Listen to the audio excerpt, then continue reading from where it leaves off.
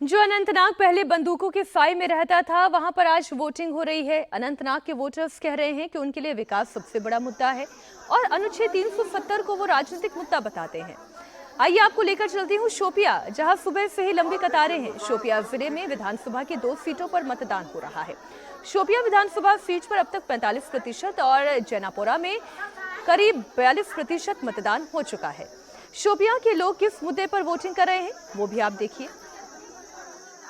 शुपियन का नाम जब जहन में आता है, जब लोग ये नाम सुनते हैं तो हमेशा शुपियन जो है ऐसी खबरों की सुर्खियों में रहता था कि लोगों को डर और खौफ महसूस होता था। लेकिन आज यहाँ की तस्वीर जो है वो कुछ और ही बयान कर रही है। लोग आज लोकतंत्र पर विश्वास कर रहे हैं, विश्वास जता रहे हैं और ये तस्वीर जो है लोकतंत्र की सबसे बड़ी जीत की तस्वीर है। गुलजार साहब, क्या मुद्दे हैं जिन मुद्दों को लेकर आप वोट कर रहे हैं इस बार?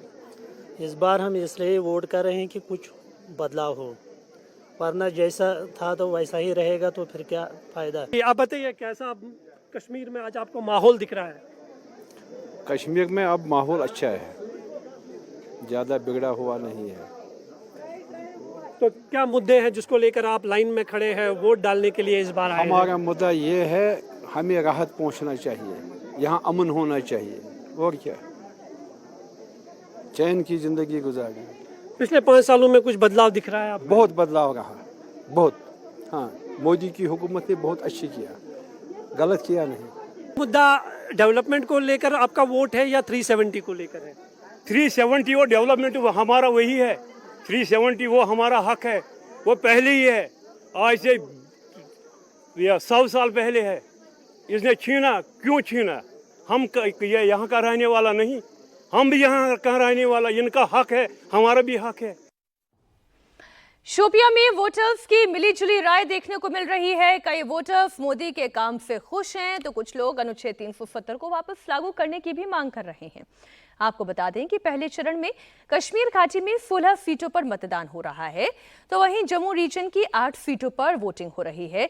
इनमें से एक सीट है रामबन सीट पर मुख्य मुकाबला बीजेपी के राकेश सिंह ठाकुर का नेशनल कॉन्फ्रेंस के अर्जुन सिंह राजू के साथ है। इस बार कांग्रेस और नेशनल कॉन्फ्रेंस मिलकर चुनाव लड़ रहे हैं। ऐसे में रामबन के वोटर्स ने क्या सोचकर वोटिंग की, उनकी राय क्या है, आप जानिए। मुद्दों के आधार पर वोट डाला है आपने, क्योंकि विकास एक अहम मुद्दा है, आर्टिकल 370 या फिर आतंकवाद।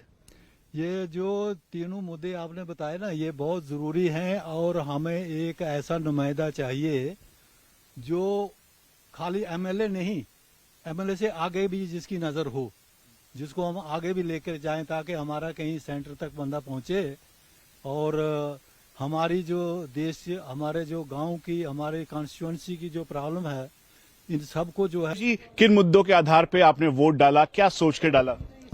मुद्दे तो लगभग सेम ही है सबके लिए। तरक्की की, रामबन की बहबूदगी, रामबन की तरक्की, हमने उन्हीं मुद्दों को लेकर वोट किया है।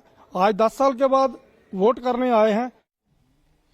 रामबन के वोटर्स की राय आपने सुनी। रोजगार और विकास सबसे बड़ा मुद्दा है इनके लिए, लेकिन जम्मू कश्मीर चुनाव में जो बड़े मुद्दे हावी हैं, जिस पर राजनीतिक पार्टीज चुनाव लड़ रही हैं, उसमें नेशनल कॉन्फ्रेंस का सबसे बड़ा मुद्दा तो अनुच्छेद 370 की वापसी है।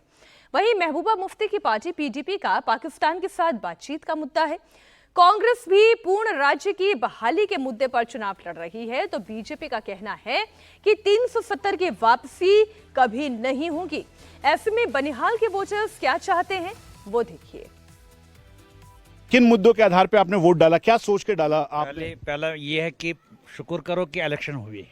सबसे पहले हम भूल ही गए थे इलेक्शन को। अब तालीम, हॉस्पिटल, रोड, रोजगार, ये सबसे बड़ा काम है।